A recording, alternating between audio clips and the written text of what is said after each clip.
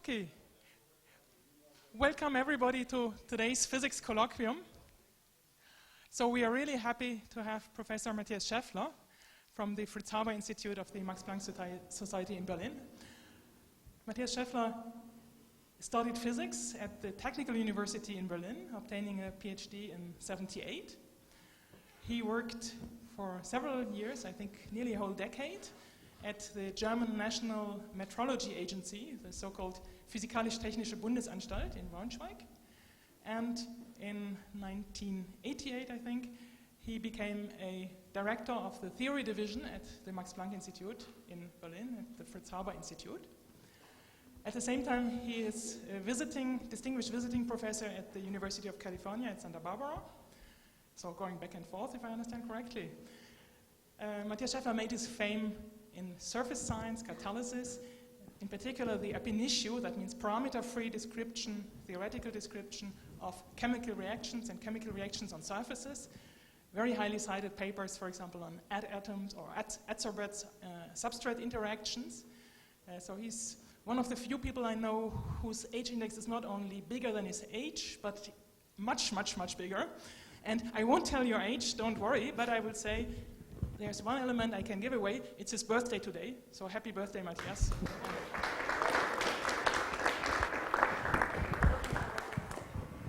Okay, thank you. Yeah, this was the reason why this date was still free. Okay, I think actually it's great to be here. Thank you very much for this invitation, and I should say actually thank you very much for continuing inviting me, because actually I think Silke is trying since 4 years. so finally actually we succeeded. Good. You have heard actually that, or you've seen the title, Big Data.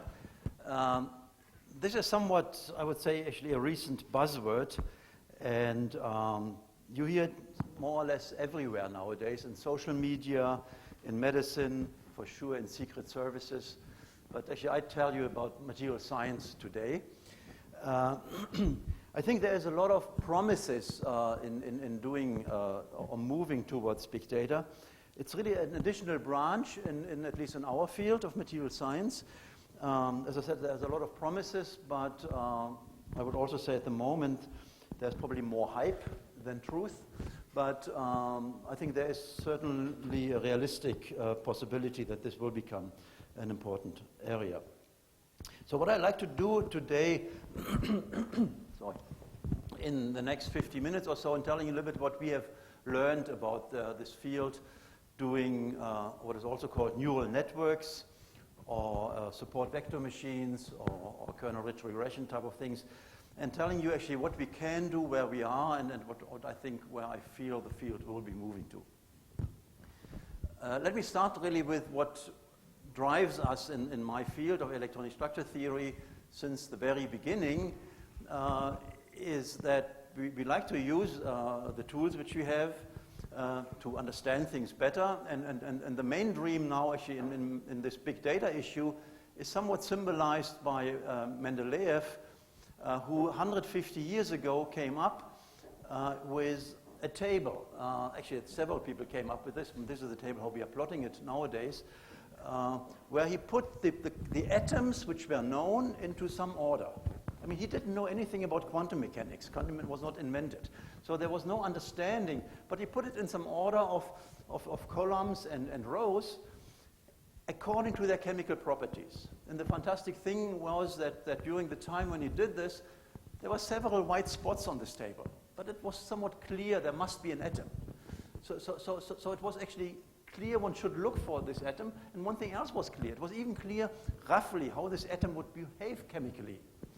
And so I think it's a genius thing, and we're still using it, and only later we understood from the chemistry, from the quantum mechanics, actually why the table is arranged the way it is, say, the shell structure of atoms and so on. And so what the dream which we have, and we're getting closer to it, but actually we're still far away, is that maybe something similar, what we have seen in this periodic table of the element, maybe we can do something similar for materials. So can we organize the materials according to properties and functions, so that we have really some systematic way that we can say the materials in this area are good photovoltaic devices. These in this area are good thermoelectrics. And maybe some materials which we haven't found yet, we could say, actually, just look into this. Now, this question is much more complicated than the periodic table. There are 100 atoms in the periodic table. How many materials we have? There are 200,000 known materials. When I say known, that doesn't mean actually the properties are all known. They're known to exist. It doesn't mean that we know actually elastic and electric properties, but we know that 200,000 exist. Now, if we include hybrid materials, say organic, inorganic interfaces, quantum dots, and surfaces, and whatever you have, I think the number of materials is infinite. You can really combine things in any way you want.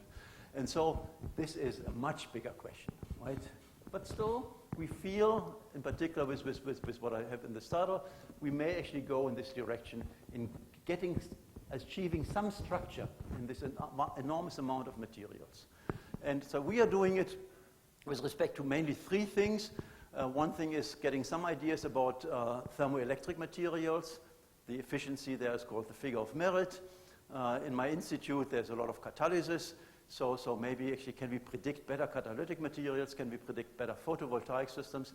What I'm discussing today has been done mainly with these three people. There are others involved, but the main work I'm discussing today was done by Luca Giringhelli, a postdoc or group leader in my group, Jan Vibiral, who is now a lecturer in Prague, and Claudia Draxel, who is a professor at the Humboldt University in Berlin. So this is actually what we like to do, and I mean, I would say actually we wanted to do this always, identifying trends since I'm in this field, and this is since 1980, so most of you were not there yet, but since that was the dream. Now the dream was pushed because, I mean, we are talking about it, but at some point even the White House actually realized that, and so every president in America needs to have a science initiative. I mean, Clinton had the nanotechnology initiative, and Obama had what is called the Materials Genome Initiative, and there is a clear purpose for global competitiveness, namely that America stays competitive in the world. And this is just what he said, to help business discover, develop, deploy new materials twice as fast. We are launching what we call the Materials Genome Initiative, the invention of silicon circuits and lithium-ion batteries made computers and iPods and iPads possible, but it took years to get those technologies from the drawing boards to the marketplace. We can do it faster. Twice as fast at the fraction of the cost. That is what the purpose is. Now, an American president's initiative comes without money. So after this initiative in summer 2011, all the funding agencies got together and were thinking actually how to fund this. And only since the end of 2013, there is money from every funding agency which you know. And so since the end of 2013, people are really following this route more intensively. I mean, we always were following it. It was only taken up from what we are doing already. But now actually with an enormous amount of money. And this is really just a quote from February this year from one of the leaders in this field, Gerd Seder. Compute the basic properties. This may be the genes. I mean, there is nothing like a gene. It's just really a commercial type of phrase. But I mean, I was in some of these committees, and they said, yes, we know it's not, but actually we need a sexy title. And so this is it. But so compute the basic properties of many, that means 10,000 materials, and disseminate that information to the materials community to enable rapid searches and design. So it's basically having an encyclopedia. You can see if this material exists already, and people are doing these calculations. Is this making some noise, right? I'm not sure how to do this better. Okay, let's see. And the point which we have, and this is actually one initiative which Claudia Draxel and I started, is that we felt there is so much data. And in fact, the strange thing was that everybody was keeping the data for themselves. And we felt that is not really a good idea. Of course, that is a cultural change. People are not really willing in the beginning to really give all the information away. They do something. And so we started something which we call the Novel Materials Discovery Repository. And on the next, so we just created a movie, and just because we did this last week, I just wanted to show you this because it very nicely summarizes in 2 minutes what the focus of this thing is. And I just show you this, and then we continue really with it. Novel materials discovery repository. Material science is at the very heart of our society. Every new commercial product depends on novel, improved materials. Computational research is a key component of material science, and for many years, both research institutes and industry have run CPU-intensive calculations to advance or identify new high-performance materials. These complex calculations generate huge amounts of data, which is extremely precious. However, they are distributed and typically kept on local computers all over the world. Accessing these data is difficult and in most cases not even possible. The time has come to open material science data up and let researchers around the world benefit from sharing each other's data. This is where NoMaD comes in. NoMaD is a new facility for atomistic simulations and multi-scale modeling in the physical, materials, and quantum chemical sciences. NoMaD allows scientists from academia and industry from all over the globe to share their data in a unique and large international materials database. They can use data either for their original scope or even for new and unexpected purposes. This enhances the discovery of new scientific phenomena, novel devices, and advances material science and engineering. So why is NoMaD so innovative? Well, first of all, data are securely stored and preserved for at least 10 years. Secondly, absolutely anyone can upload or download data from anywhere in the world.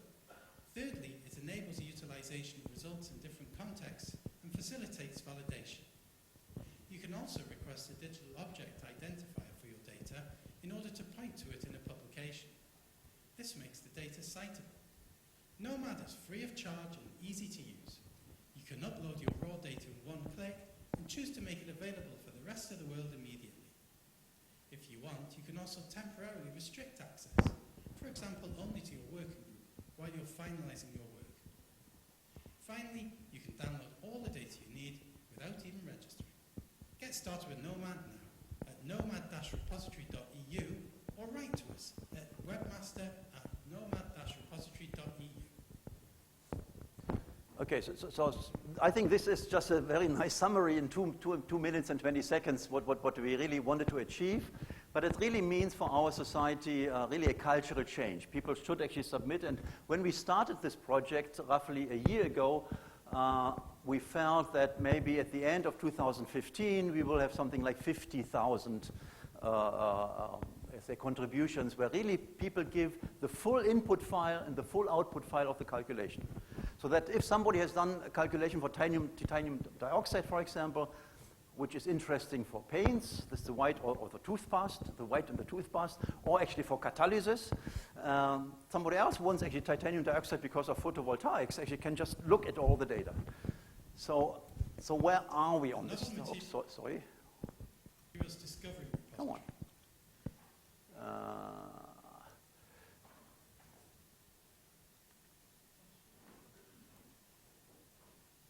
So where are we with this thing? So you have seen the reasoning already. The change in culture is sharing, so that other people can use what we have calculated. And what you see, actually, when I copied this thing, this was actually 2 weeks ago. We didn't have 50,000. We had 350,000. So the 50,000 was for the end of the year. We already know it's actually, we were 2 weeks ago at 350,000. So some people are certainly reluctant, but then understanding, and the issue is really having all the information, as even for my people, honestly, I mean, if people have left my group after 3 years, we don't find the calculations anymore. We are not very, I mean, now we are actually. And even for my people, if you want to understand what this guy has done and you can't reproduce, you really look into the details and then you understand what was going on. And so understanding, but actually also repurposing, so using things for something else is what this thing is. And I think more and more people are realizing that this is useful. And so when I copied, when I prepared this talk, which was yesterday, actually 2 days ago, I copied this one, and I just showed you 2 weeks ago we had 350,000. 2 days ago we had 463,000. And if you look now, which I just did 10 minutes, now we have 630,000. So we are really, we have so much information which we are not using, right? I mean, we are just having this information, and people do these calculations, but they only publish a band gap or something, very little. And so this is the idea that we should do better. And I also should say that this was the first idea in having really the data which we have calculated to be useful also for other things. We then actually, in January this year, submitted a proposal to the EU for a so-called Center of Excellence for Novel Materials Discovery, and just 2 weeks ago that was granted. So actually we have now actually a big group who really will continue, and this is in fact the thing which interests me more. I mean, one thing is I feel you should really publish what you have done so that other people can use it, but of course what drives me more is to do something with the data. I mean, having data is one thing, but what to do with it? And this is what the Center of Excellence is planning to do. Now I should say, so we have actually put together a lot of good friends. The one in black are really the top scientists with some complementarity in Europe, and the blue ones are the heads of big computer centers. We don't need really CPU time, but if you really come to something which is already a factor of 10 bigger than expected, 600,000 or 630,000 input and output files, you also come into an issue of data handling, which I'm certainly not an expert. I mean, you know how Google is doing it. There's Hadoop. There are all these SQL type of things, which I really even don't want to know. So they are doing this, and we are really doing the science. And so we start with what we have. Again, in this proposal, I wrote 50,000 by the end of this year, not expecting actually how the community would really react to it. But then we want to really to do big data analytics, and we want to have an encyclopedia so that you really can search and compare things and do this analysis, which I said in the very beginning. Can we classify materials and saying on this big map, this type photovoltaic materials are there, and you haven't really looked at this, look at this. So this is data analytics. So this is actually what we plan to do in this Center of Excellence together with all these guys which you see here. So this is the plan. I just wanted to give you this. So what are the challenges in big data? If you talk with people from computer science, they say the challenges are the 4V. I'd say in a moment actually what the 4V are. Honestly, what I think, what drives me is the A, which I like to add to the 4V. So what are the 4V, or what are the problems? As you already have seen, right? I mean, we have more data in this field than we expected. And actually very few people are contributing so far. I mean, we haven't really announced it very clearly that we are doing it. So we should actually even make an announcement to the Psyche community, but at the moment we have really to improve also the software a little bit. Data are increasing probably even more than what Moore's law is in hardware. And what I said before, the data which people calculated are not really used. I mean, they are really used in a very narrow way. Most of them are even thrown away and not found again, and we are just changing it. Now, what are the 4V? The volume, the amount of data. We are much bigger than expected, but that can be handled. It's not, compared to people in astrophysics, we are still small. And also to some people in biology, we are still small. Variety, this is a big problem. The heterogeneity of form and meaning of the data. In our field, and that makes really our repository unique, in our field, there's something like, in principle, there are 100 different computer codes for the same thing. Probably 40 are really important, 40. Each code gives the geometry in different ways. It gives the energies in different units and different energy zero and whatever. I mean, some give movies, some give tables, whatever. So actually the variety is enormous, and the first thing in this Center of Excellence will be really to change everything to a unified format. But this is what we do. We don't request that anybody else is doing it. Veracity. I mean, in our field, we are not calling it veracity.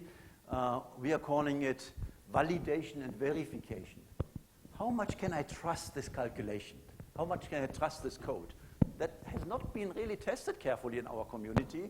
And sure, this is something which we think is important. Velocity is something which, although I told you actually within 2 days we have another 200,000 data points, not data points, actually input and output files, it's still not a problem. I mean, YouTube is receiving videos, 100 videos every minute. I mean, we are not there. But still, so the only thing is really veracity, which I will actually say some words in a moment. So what is done so far? Also seen in this quote which I had before. People are throwing, say, the data on a table like different puzzle stones, and thinking, of course, the computer can, if it looks for something, the computer looks at every puzzle stone and says, okay, yes, this has been calculated, this is a number. But what is missing is putting the puzzle together. So, query and read out what was stored. That is called high-throughput screening. I call that the end of science. No, that didn't make me many friends, but to some extent, I think the science is actually in the next step, right? I mean, you create data, but the science is what to do with the data. And so I think we should do more. And that means the 4V should be complemented by the big data analytics. We should identify, as scientists, hidden trends. We should also actually not calculate one material after the other, and then another one and another one. And they all are maybe actually very, very similar. We should have a guided type of thing, and what materials is different. I mean, just doing something which basically the same result doesn't make much sense. And so having some guidance in what is the next promising candidate which should be calculated. For me, as in life, I think the exciting thing is in anomalies. I mean, just having trends, if you just look at technical breakthroughs, there are sometimes materials which do not follow the trends. You don't know actually for what they may be important, but very often they are for some completely new technology very relevant. We probably need better lithium-ion batteries, but I think actually we need a qualitatively different type of battery. And so anomalies, I feel, if we can identify this in this enormous amount, would be great. And of course, understanding the mechanism. What drives, what is the reason of a property and function? This is what we want to do, and this is why our emphasis is certainly on the analytics, and I'm telling you a little bit more about the analytics in the next minutes. So, that means, again, coming back to the periodic table or to this puzzle thing, we have all these data, 600,000 calculations, how to order them, how to put them in some way that we can say, actually, this makes sense. At the moment, I would say they are ordered in a time that this calculation was done on Monday and the other was calculated on Tuesday. That is not very helpful. You can also say we need actually to find what is called descriptive parameters. What are the parameters as in the periodic table? The column and the row of the periodic table was actually very nicely describing already what this atom, how it should behave. We need something like this in materials. So in principle, what we are doing already is defining a training set. I call it a training set. Calculate the properties and functions, and I call the property and function with P, could be a vector, for many materials. And I would say this we have done. It's continuing, there's no question. People are continuing, we are continuing. But to some extent, we have enough data to do the next step. And density function theory with all the facets is actually very useful. Now, in principle, descriptive parameters could be the nuclear charge, the number of electrons, the number of nuclei, the temperature, the pressure. That determines the many-body Hamiltonian, and this determines all the statistical mechanics. So that is actually, in principle, a full description. Now, that doesn't tell you about the mechanism, right? It doesn't tell you why the band gap is 1.2 or 3.5 electron volts. So this is descriptive, but it doesn't really give you insight. So we need something better. But we should do this, and so we should create a table, which at the moment is unclear. So just labeling 1, 2, 3 up to 600,000. Then the properties which have been calculated, say could be band gaps, could be the figure of merit of thermoelectrics. And now, what is the best descriptor? There's a similar problem which Robert Zwanzig in statistical mechanics has formulated. I mean, also statistical mechanics doesn't tell you really what is the mechanism, what are the relevant variables. To choose is our choice. If we choose well, the results may be useful. If we choose badly, the result, still formally correct, will be probably useless. how can we find useful parameters if we are dealing with so many materials and so many mechanisms which are behind. Let's assume for a moment that we have done this, but I think the key issue is finding descriptors which are meaningful. As soon as we have done this, everything else is trivial. If I have a table, then I can really say I do what is called statistical learning theory. I call it fitting. It's the same thing, basically. You can write P, statistical learning, as a function of D. What you had in a discrete thing here, you can write in a continuous way by statistical learning theory. And of course, once you have this, you can actually predict in a millisecond for a new D, a new P. So you don't need really another DFT calculation. You can find actually several other properties, several other materials, and then for those which are interesting, you do another DFT calculation. How to find D? This is, I think, the science. And I tell you where we are on this. So what is D? Again, D characterizes the relevant mechanism that governs the observed property of function which we're interested in. So for every property and function, you will have a new map somehow, right? I mean, thermoelectric materials will be ordered in this way, other materials maybe in another way. Identifying the descriptor D from no P. So you have an inversion problem. We don't know the mechanism, but we know the property which we can calculate. It's an ill-defined problem. A little error in P may suggest a different descriptor D. So that is a standard thing that if you have a lot of data, identifying the mechanism is not really an obvious thing if there is uncertainty. Otherwise, also the choice is not unique because there may be actually some dependencies and so on. So there are two critical issues: veracity, which I mentioned before. In our case, the accuracy and reliability of state-of-the-art DFT calculation. And of course, how to find a descriptor.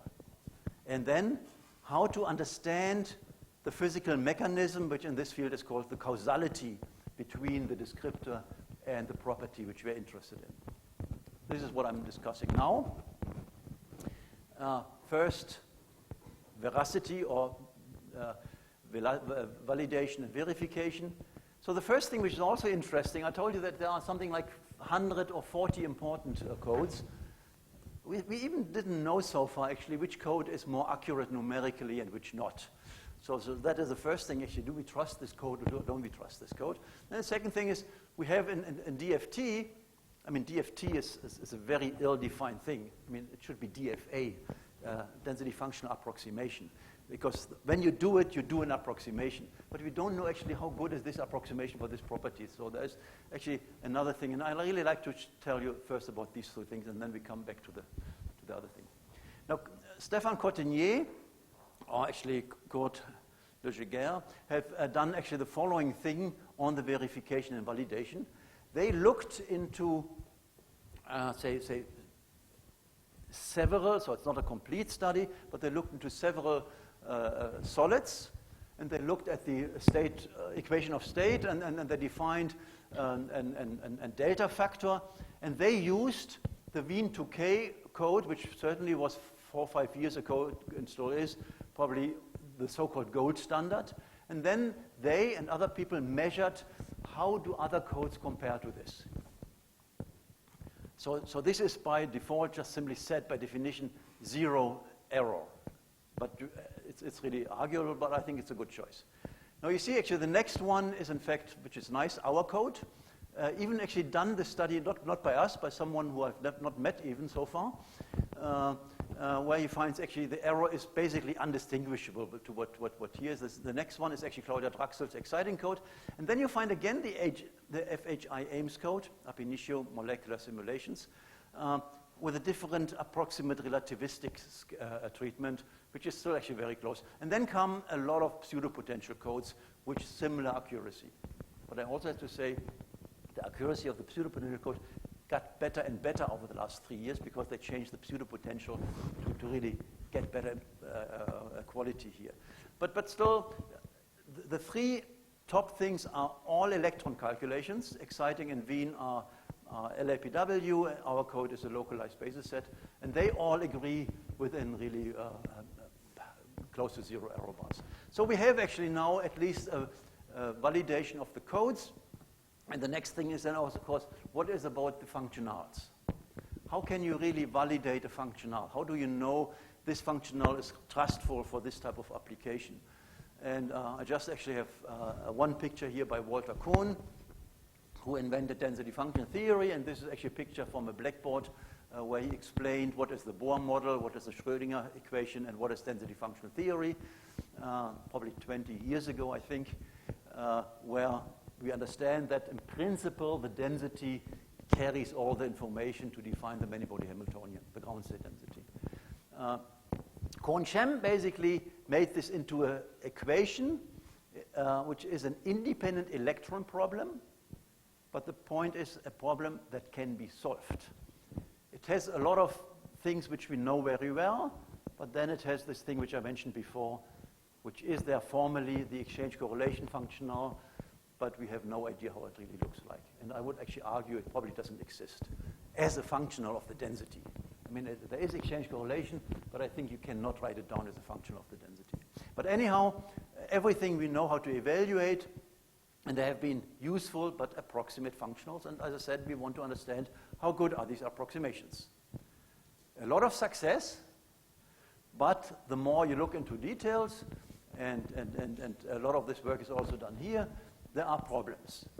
For certain bonding situations, van der Waals, hydrogen bonding, so even certain covalent bonds, DFT approximations, which were standard up to 5 years ago, do not work very well. Actually, in some cases, they even work qualitatively wrong. For what is called highly correlated situation, they are not working. For excited states, they even shouldn't work, and they also don't. But still, actually, people want to calculate or compare with photo emission. But there are certainly limits. How to do better? And here, the hero, I would say, is John Purdue. I, in a somewhat respectless way, call it Purdue's dream. Actually, others would call it a concept. I call it Purdue's dream. In principle, actually, it's a dream by Jacob in the Old Testament, that there are angels stepping from earth to heaven, step by step. That's why I'm calling it Purdue's dream. And then really moving up, where we start from what was really the functional 20 years ago, or 30 years ago, the local density approximation. And in fact, moving up is done the following way in John Purdue's idea. There are certain constraints. There are certain limiting cases, which we know actually which the functional should fulfill. And he built on exact constraints, building better and better functionals. And that's actually how this ladder is going, and that's why it's called accuracy, which means actually in principle it's more accurate. So beyond the local density approximation, the next thing is what is called the generalized gradient approximation. That means you not only have a function which is locally on the density where the electron just is, but also actually on the gradient there. The second one also contains, the meta JGA contains the kinetic energy density. And then we come to things which are actually getting very, very involved. Number 4 also includes wave functions of the Kohn-Shem level. So-called hybrids, which say Becker has introduced that, but then actually Purdue, Berg, Enserhoff 0, because it has 0 functionals, Heitz, Gousserian, and Enserhoff, and so on. There are several functionals which are certainly higher and better than all the other ones. And then comes the biggest, the highest level at the moment, actually even more, but I'll show this in a moment. Not only all the occupied states, which at least are finite, but also all the unoccupied states to include in the functional. That already actually, it sounds to be not really consistent with the density functional if you have orbitals. But actually, an orbital, in this case, is a functional of the density. The orbital comes from a potential, and so you can say this orbital is just a mathematical construct. It's still actually a density function because this is how the orbital was calculated. And the highest level comes from what is called the adiabatic connection fluctuation dissipation theorem. It means treat the electron exchange exact exchange, and add the correlation in the random phasor approximation.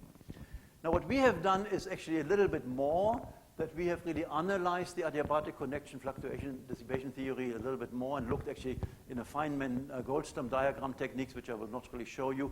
We found two additional terms which one should really include. And I think this is the best thing you can do for materials at the moment. Okay. Actually, I thought I had another transparency. So here you just see actually the key players at a big birthday party 2 years ago. So actually it fits to my birthday. In 2013, Purdue became 80. Axel Becke was 60. Walter Cohen was 90. And Hardy Gross was 60. So we had a little party in Berlin, and they're just actually looking at the birthday cake. Anyhow, so what I wanted to show is the next thing. I wanted to say there are really clear problems, significant problems. Functionals of level 1 and 2 are very bad, actually, if you really look into this. They suffer from severe self-interaction errors.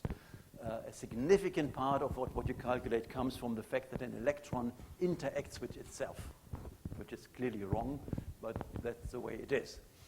Functional 1, 2, 3, and 4 are lacking long-range van der Waals tails. So if you're interested in organic materials, if you're interested in biophysics, they will fail completely. You have to go to the higher level. In particular, what I just said, level 5+, which has these additional terms, implies that now actually validation becomes possible. This is a level which you will not use for production. Right? You will do this for benchmark things. The level is something a factor of 1,000 more expensive than anything else. But for some systems, just to get an idea where you are, that is actually a good thing to do. And so, what is missing, and we are working on it, is what in the chemistry community is called test sets. What we have not at the moment is a test set for material science and engineering. A test set means for some special selection of systems, you calculate more or less the exact result. So that if you do an approximation, you at least know where you are. In quantum chemistry, they have done this for many light molecules, and it's called the G2 test set. For barriers is this one, for hydrogen transfer barriers, this one, and then for weakly bounded systems, S22 and S66. And again, we don't have this so far, but we can do now, as I said, renormalized second-order perturbation theory, but we can even do full CI for certain systems, and this is actually Booth Alavi with some work with Grüneis and Kresse, then also showing it for materials. So we can do some calculations. And this is actually what we are doing, and actually I'm just jumping over this. I just want to say, so we are doing this test set, we are nearly ready with it for the light elements. So basically from hydrogen with argon, we have the properties, basis set converged for really also essentially exact treatments for the cohesive energy, electronic for elastic and vibrational properties, and so on and so on. From the quantum chemistry and tools, and in fact also from the DFT type of tools. Okay, let me actually just jump over this. So we are, with respect to veracity, we are not where I would have loved to be. I mean, there's still some more work to do. The accuracy of codes was only done for bulk systems. The thing for high-level calculation for materials is still not complete, but we are on the route, and we have understood that this is necessary if you want actually better approximations. So let me come in the last minutes to what I call big data analytics, finding D from properties P, and of course then finding the causality. And I like to discuss this here for a toy model, just to make it simple.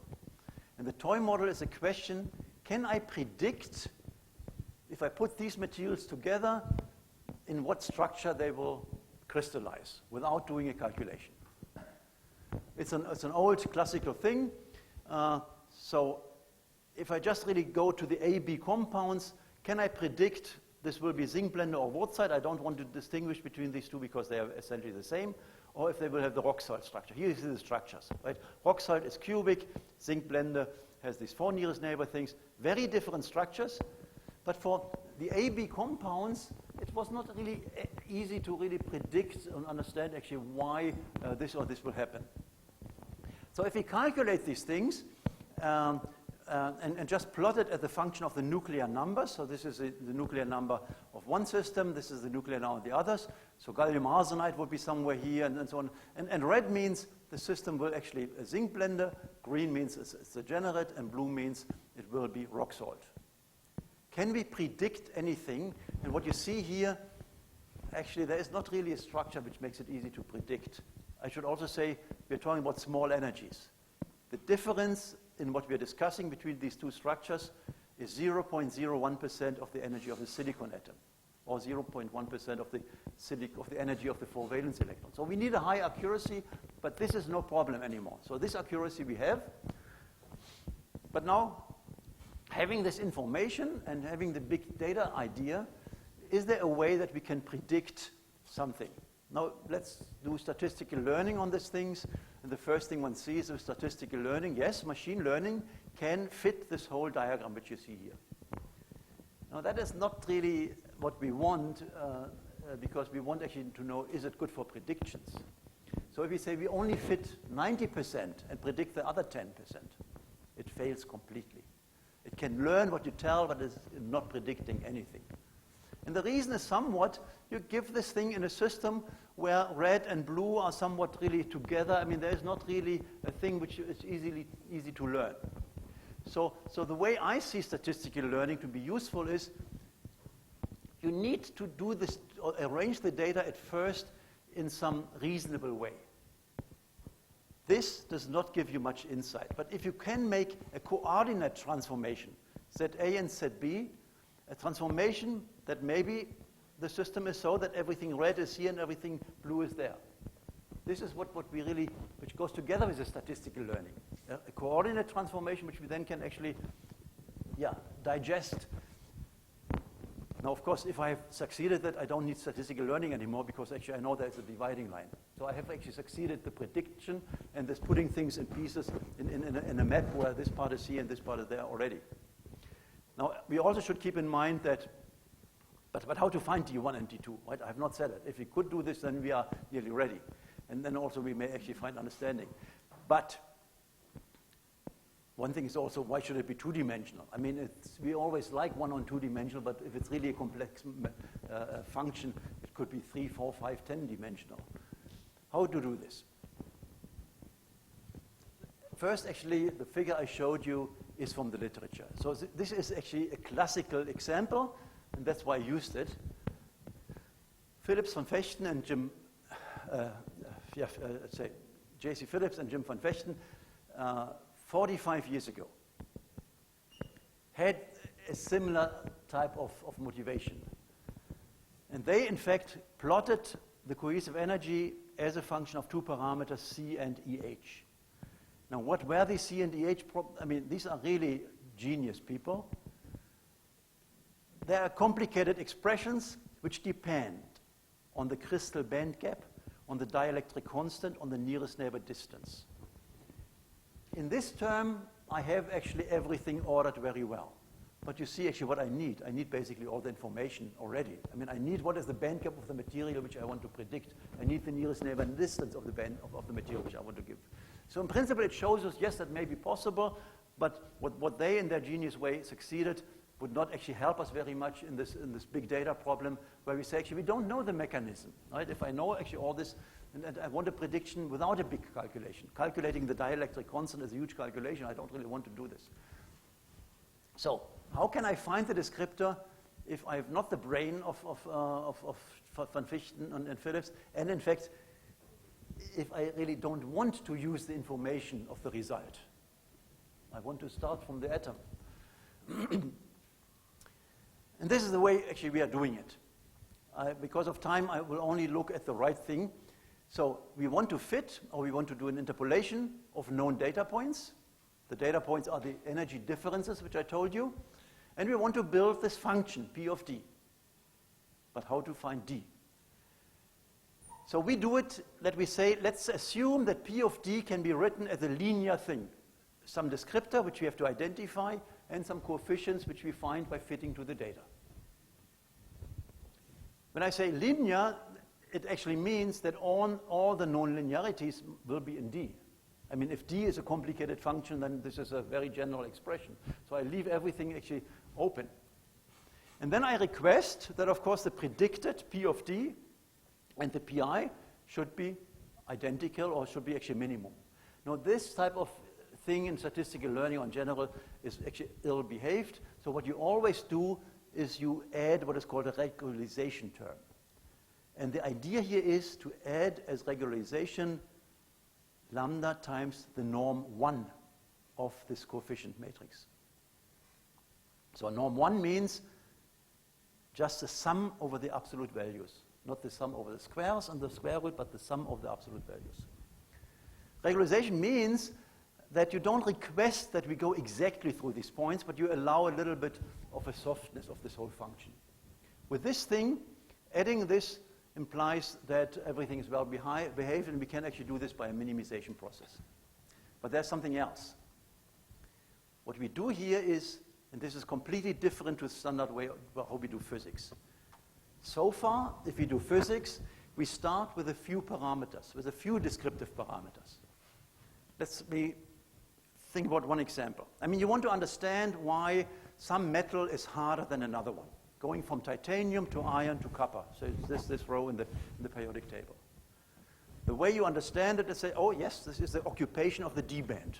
So you just look at the occupation of the D band. If it's half fill, everything is bonding. So iron or steel is the hardest thing.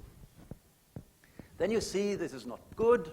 You see maybe actually, yes, you need to include the spin. Then you improve it by including the spin. And then actually this is not good. Then you include it by more actually details on the maxima and minima of the density of states. So we actually start from 1, 2, and we improve better and better. The idea of big data is completely opposite. You're not starting from 1, 2 to 3. You start from 1,000 options and let the mathematics choose what of these 1,000 options is the best one. And in fact, this is why this equation is so fantastic. If lambda has a certain level, a certain number, or actually it's higher than the certain number, there is no solution. There is a certain threshold, and then the thing, only one of the C coefficients will be non-zero. If lambda is lower, on, say 2 or 3 or 4 will be non-zero. So we start with everything we could imagine. So we have actually 10,000 options of D, completely stupid maybe, but we don't really know. And then we let the mathematics decide which of these 10,000 is the most important one. This is also called compressed sensing nowadays, but in fact the idea is even older than the term compressed sensing. It's called here the least absolute shrinkage and selection operator, LASSO, for feature selection, really invented in 1996. So what is the norm 1, just to keep this in mind? Typically, everybody knows the standard norm, L2, which is the square root, which is the distance from here to this red point. The norm 1 is also a distance. The norm 1 is this distance. Means, in words, the Manhattan taxi cab distance. And so if you are in Manhattan, this is actually how you have to walk to reach really your target. And it implies, in fact, in having this as a regularization term, it requires, implies that the lowest dimension is somewhat favored. I mean, the fewest terms you have, that means if the fewest dimension that you have to take is really favored. So we are doing this, and here is actually the example. So we just start with what we call the primary features. Lasso is a feature selection. So this is all the options which we felt could be relevant. This defines our feature space, and this is big, 10,000 features. And then we let Lasso decide what are the physical meaningful descriptors. And then, of course, we think actually why are the physical meaningful. So what are the options? This is the ionization potential. It's the electron affinity, and doing this for all the materials is 4. We're looking also at the Cohen-Chem levels. We're looking at the radius of the wave functions. So looking at to see actually how big is a wave function, we look at the last maximum of the wave function of the S and P electrons. And then we felt we're asking about elasticity somewhat, about stable crystals. Maybe we should also add something like binding energies and equilibrium distances for dimers to have some information about chemical bonding, because the atoms do not have direct information about chemical bonding. And then from these altogether 23 primary features, we build 10,000 known linear combinations. And then we go into the equation which you've seen, and Lasso decides which from 10,000 are the most relevant. If I'm at the threshold and find the one-dimensional descriptor, this is this one. Something we would not have dreamed is the ionization potential of atom B, electron affinity of atom B, divided by the radius of the P function of atom A. That's because we have a linear description, right? I mean, all the physics or the science is somewhat in this thing. If it's two-dimensional, there's something else coming in, and so on and so on. So how is this doing? So I can only plot the two-dimensional thing. And so in this two-dimensional thing, this is actually what Lasso predicts. So green means the systems are degenerate. And going to the right, the further to the right we are, the say, empty, half full, full. So you see, by the systematic way, not really putting much in, we find there's a dividing line telling us this is this class, this class, from what you may call a big data type of analysis, although actually it was not really big data, it was just 82, but this is fine. Now we then also, but I see actually I'm running out of time, did this leave some out cross-validation. I only can really show you, let me just very briefly only look at this ZA and ZB, which I showed you before, where I said actually this doesn't work. If you use this, which is of course science, right? I mean, giving nuclear numbers has some scientific meaning, but the cross-validation gives an error of 0.43 electron volts. In fact, if I would not have used meaningful numbers, but random numbers, I would have been even better. I mean, it's clearly, I mean, the accuracy we need is 0.2 electron volts. No way that this is useful. If I use the Lasso scheme, and I would say, let's try the one-dimensional, I still have a big error, but you see we converge. You can do the error as to higher and higher dimensions.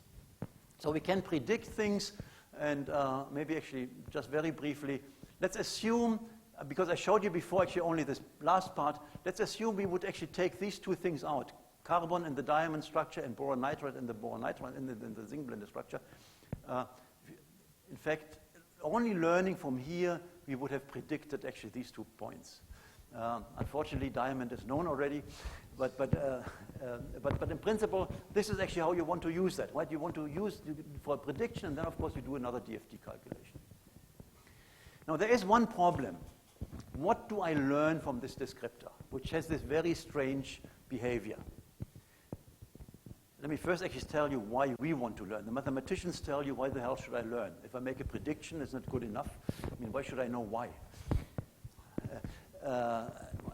In fact, I think actually I would like, because I want to know actually how trustful is the prediction. If I understand why, then I actually also have an error bar maybe. But there is an interesting thing, and Judea Pearl is somewhat the key person in information theory, I would say. The first thing is that if there is a correlation between D and P, this is what we have found, right? We find, say, the hardness of a transition metal goes with the occupation of the D. You can say this is a correlation. But of course, you also, what I found is the structure is correlated with this strange function which we have found. Is it physically meaningful? I mean, there's also a correlation between, say, the funding in America of the National Science Foundation and suicide by hanging. Now, you would probably not think actually more people hanging would actually increase the NSF funding. But there are correlations which are really very, very strange. If we understand the reason, then we actually understand, then we actually be able to predict. In principle, if there is sufficient information, a correlation is always reflects causality or science or physical meaning. But there are many ways of correlation and causality, and I want to show you for the end 2 examples. I mean, one thing is very clear. P is a function of D, typically is understood as that means D controls P. If I change D, then P changes. This is a simple way how we understand causality. So P listens to D, you can say. But there's another thing. It could be that P and D are completely independent, but they still are correlated. Why? Because because they both listen to the same master. So maybe there's something else which we didn't have in our equations. A controls D and A controls P. You still would see actually a correlation between P and D. There's no direct connection, but they both listen to a third actuator. Let me start with a very simple qualitative, actually an important thing, which was very important 30 years ago. 30 years ago it was realized, so nothing to do with material science, but a good example I feel. The probability of leukemia, of childhood leukemia, is higher for people living close to electric power lines. 30 years ago, it meant that, in fact, schools which were built close to power lines were moved away, and there was housing. Actually, there was no housing close to power lines allowed anymore. I mean, you don't want that children get leukemia, right? No question. And then people, particularly actually at Bell Labs and other places, carefully looked into this. And they could not find any connection between leukemia and the electromagnetic field which they measure. The electromagnetic field was much lower than of the Earth, was low, much higher than the electric field on the power lines. But there was a correlation. So what was it? Living close to an electric power line is not really a desired residence. People living near power lines tend to be poorer than the control group, and there's a relationship between poverty and cancer. So poverty means higher probability to live there. I mean, if you're rich, you have better choices to live, right? And poverty means actually higher chances of cancer. I mean, even if you don't know this, but this actually gives this type of correlation.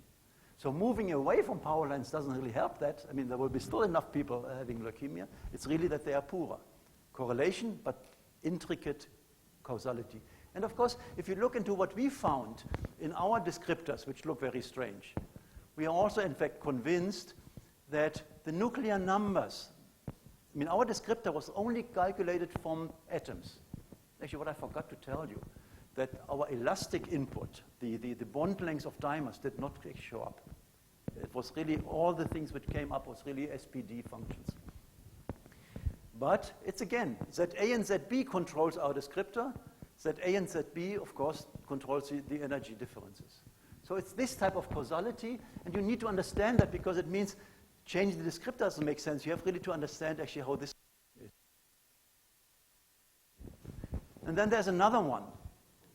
P and D can be correlated, but in fact it could be just, the reasoning could be just the opposite. It could be that not P is listening to D, but D is listening to P. Right? And then of course you have a correlation. And again, you should know actually what is the hen and what is the egg if you really want to change something to make something better. And because it's getting late, I felt actually I stop with Shakespeare, Romeo and Juliet.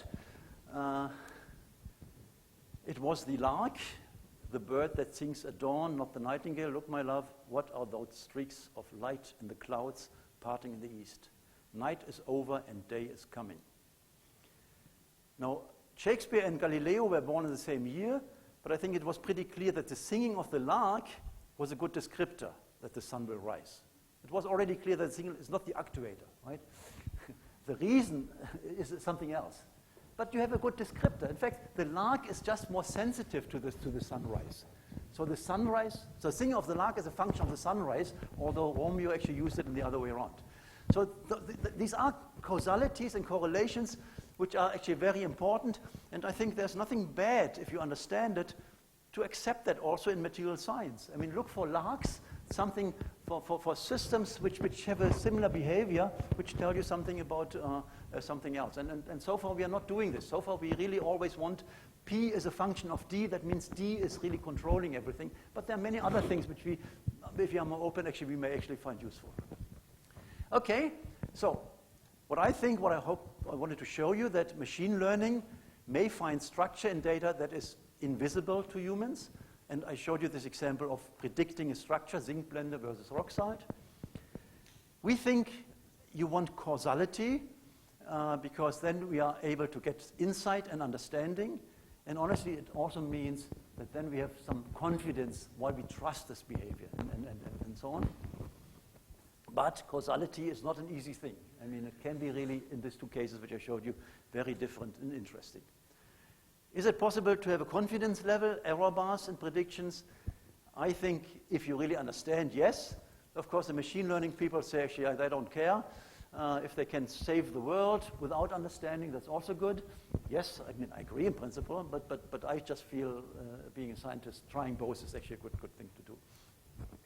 So, the very final thing is, where are we?